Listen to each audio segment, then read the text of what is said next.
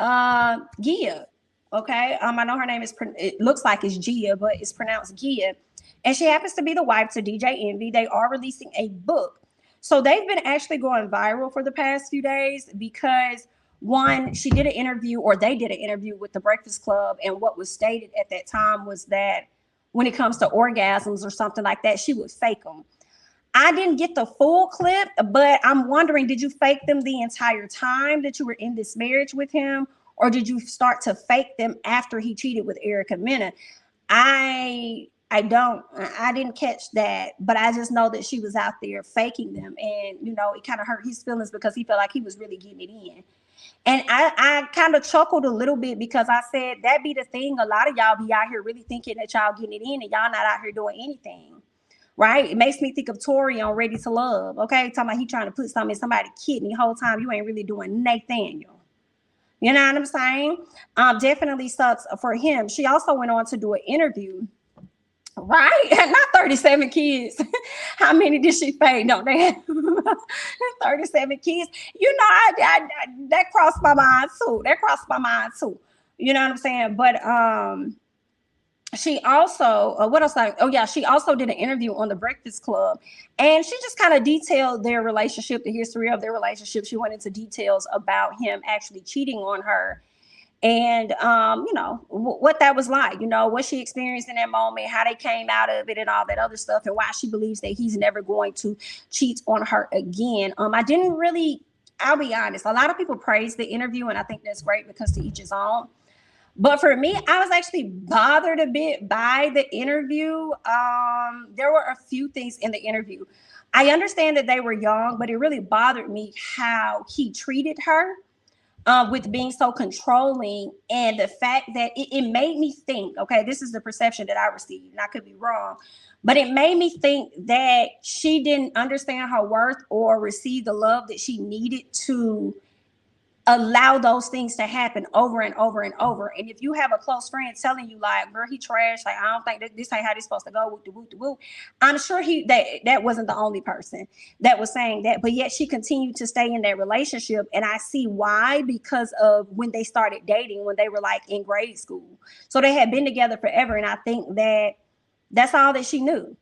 You know what I'm saying? But like some of the behavior was toxic. Like he didn't want her to go out, telling her she couldn't go out. She goes to the club or whatever like that. He sent a homeboy in there to run over there and pull her off the dance floor, and it just kind of took me back to an old relationship that I had where it wasn't like that, but it had those moments of control. And I'm just like, I'm not as seasoned as her in a marriage or just in life, but for me, especially in the relationship that I'm in now, none of that is okay. And I feel like Envy continued on with that behavior up in their adult life until he got caught up cheating.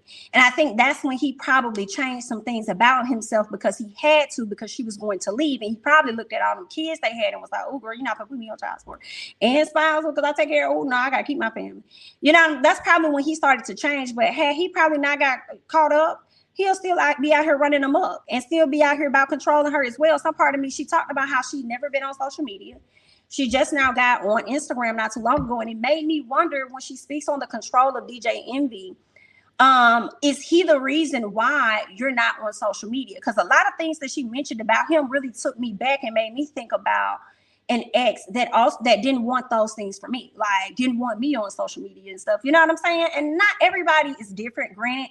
I'm just speaking on what the things that she mentioned about him reminded me of things that I've been through in my past. You know what I'm saying? So it's like, why? I wish they would, like, why weren't you on social media? Was that something that Envy said? But I feel like a lot of these details are probably going to be in the book because that's primarily what they're pushing. She spoke on being in the mall and how somebody tried to holler at her. There was a watch she was interested in. She kind of turned the guy down, wasn't really interested, whatever. The dude ended up buying the watch for her and sitting it on her car. This is a little confusing, right? It was a little confusing. So she turned the guy down. The guy sent the watch on the car, right? So this is my thing. I guess she knew. I guess she had no choice but to know. But how did you know it was him? I guess. So she says that she never received the watch from the guy directly, but he sat it on the car, which could be true. But I'm like, well, how you know he did that? How do you know it was him? I mean, I guess maybe he put a little note on there or something. She just knew it was him or something like that, I guess. But when she got home, she told Envy about it, like, oh, look, somebody, they put a little watch on my thing, whatever like that. That's so cute.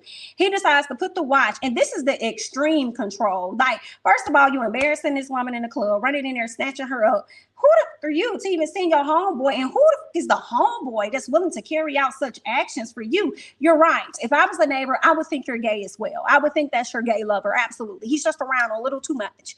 Okay, he's carrying out deeds and stuff. There's a different type of love there. What's going on? Okay. You over there then put the watch behind the doggone car and ran it over back and forth multiple times. And I think what she said in the interview was like, he didn't want me to receive a gift from anybody. You know what I'm saying? I understood that because, you know, that was rude, whatever. Okay. No guy wants his woman to receive something from somebody else. And I get that, understood.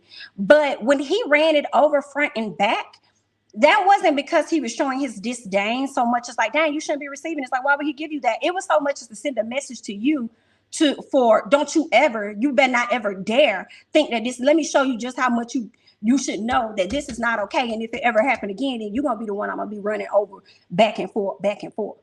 You know, like it just, I didn't, and you saw a lot of people in the comments just praising. And I'm like, okay, you know, to each his own, whatever you need to hear to make you feel good about the situation you're in.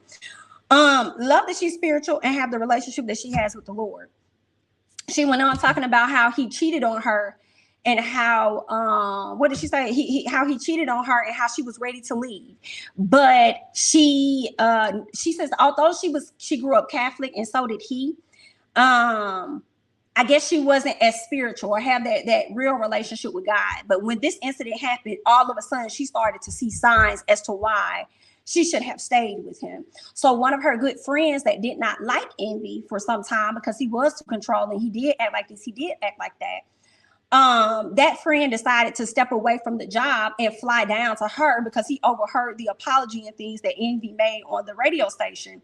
So he called her like, hey, are the rumors true? She was like, yeah, the rumors true. So he was like, all right, bet, I'm finna fly down there. I'm coming. He took a leave of absence to be there for her. Okay. And she says it meant something to her because this was a friend that didn't like Envy at one point and cared enough to want to fix her marriage. And I said to myself, she felt like that was a sign from God. And if it was, that's between you and your Lord. My thing is, no, I think that it wasn't so much as him he cared that much about. Honestly, I feel like it was you that he cared that much about. He didn't want to see his friend hurt. Y'all have children. Okay, so I think that he probably saw like the bigger picture or whatever the bigger picture was for him was for you guys to keep your union. So let's try and make this work. I don't know, you know, but I mean, hey, it benefited both of them in the end. Then they talked about how Tyrese came through. Pretty much said the same exact thing as the other friend and how they can work through this and get through it and stuff like that. So she started to say, I guess, that's when she started to see the signs from God that she should stay in this relationship with this man. To each his own, you know. I think people that's on y'all. People create different scenario situations, you know, with their Lord, with their God to make them feel better about situations, and that's on you, you know what I'm saying, based on your relationship with them. So that's up to you. But my thing was this: when she spoke on her mom and said that she believed had her mother not had dementia, she would not be with him. Because if her mother would have heard that he cheated on her or whatever like that, her mother would not have allowed her to stay in this relationship. And I said, excuse me?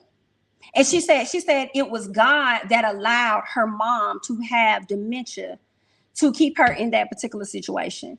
And I was so taken back and confused and was like, I don't like that, because now it shifts from being about God and God sending you signs and everything as to why you should stay, to now it's going to, oh, here's yet another thing. My mom had dementia, and I know that was God giving why would God give your mama an illness to save you in a terrible marriage and something that hurt you? Like, that's hard for me to digest. But again, I'm coming from it from a different place because I'm not married and I'm not seasoned as they are. Okay, so my perspective is much different. It was giving me that you're using your mother's dementia as an excuse to validate the ultimate reason as to why you wanted to stay with him. It's because you wanted to stay. And if that's what you wanted to do, it's okay. I feel like you just used to me. I just feel like Gia used everybody else. Oh, it was him coming, and I know he doesn't like my man, and he wanted to come and support. Oh, it was this person coming in, and this person came and spoke. And when they said the same thing, I knew it was the Lord. I knew it was God. It was God coming to me. Then my mom. You're giving all of these things to use as a disguise as to what it is that you really wanted. If you want to be with your cheating husband, be with him. Be with him. Be with him. Be with him, girl. Be with him. That's your husband. That's the father of your children. That relationship, him cheating, whatever, really don't gotta make sense to nobody else but y'all. And I just felt like she was using those things as an excuse for the ultimate answer of I wanted to stay. Stay. If that's what you want to do, that's just how I feel about girl to just stay. So that's what I thought. I mean, she's cute. Interview was somewhat but not really. You know, some things definitely had me raising my eyebrow. Like, this is not adding up. Some things are not making sense. I feel like y'all putting too much on my Lord. y'all putting too much up there, and he looking down like, girl, now you know I ain't tell you none of it. Girl, you know you have your own free will, and you went along with it. Don't be up here trying to put it on me. I didn't. You know what I'm saying? So I just, girl, I went all the way here. She would have stayed even if her mom told her to leave. Happens every day. That's what I'm saying. That was the ultimate thing. How is it everybody else can talk to you and you are willing to forgive him and give him a chance, but then all of a sudden your mom has dementia, which she probably had, for a minute, I don't know. And that was the deciding factor for you to feel like that's why you stayed in this relationship. Girl, you stayed because you want, at the end of the day, I don't care what nobody say. When you're determined on something, you're going to hit that. You know what I'm saying? If you're determined, I'm not staying in this, I don't give about none of that stuff you're talking about, and you have that clarity, like you own, you out. I know when I left, and I ain't like, this is what it is, baby. You know what I'm saying? Yeah, I think she would have been clearer. I think she probably wasn't too sure. And everybody else came along and just made her and aided her in there. I think on the high spectrum, she wanted to stay. On the low spectrum, she didn't, because she looked a fool to also many people that knew about it, right? That's what I'm thinking. And she just had some people to come in and feed her on that high spectrum. And she was like, okay, cool, I'm just going to stay here. I mean, we do got kids. You're right. I mean, y'all may not ever find another lover like you. Another like you. And I would never find like she probably was on that tip, girl. So do what you're gonna do. Thank you so much, Brandy, for the super chat. Why she keep acting like everybody got control over her? Her mom wouldn't have allowed it. Wasn't that lady grown? I'm so glad you mentioned that, because that was another thing that crossed my mind, because it was showing me how not in control of herself she has been for many years. Now, granted, I understand it, because when you're young, you finding yourself, you in this new relationship or whatever with the boo. But Miss Ma'am got plenty of kids and much older than me. Like, girl, wow. I do appreciate the fact that it seems like now she may be finding her voice, you know what I'm saying, with this book and doing this podcast or whatever like that, I would hope. But it definitely sounded like more people thought for her. More people made decisions for her than she made for herself. It definitely was given that. Definitely was given that for sure. She wanted to stay more than she wanted to leave. The man who can make her okay. I can't. Charlemagne was trying to low-key tell them people were going to think they were crazy after the interview. Agreed, he did. He was doing that. But I feel like also he was trying to, in my opinion, justify his feelings too, right? As far as what he's been through with his own relationship. Like, yeah. Because I don't know if he idolized them or not. But I feel like he was trying to make himself feel better. Yeah, don't let nobody think y'all crazy, because they're going to think y'all crazy. That's probably stuff that he tell himself about his own situation he got going on. So a man she never met knew what her car was to leave. Ooh!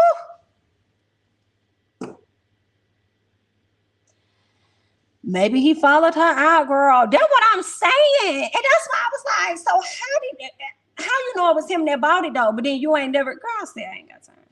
Well, y'all eat it up though. Eat it up, baby. Eat it up. Go eat it up by the book. Maybe we'll get more clarity there. But yeah, that's really all that I got.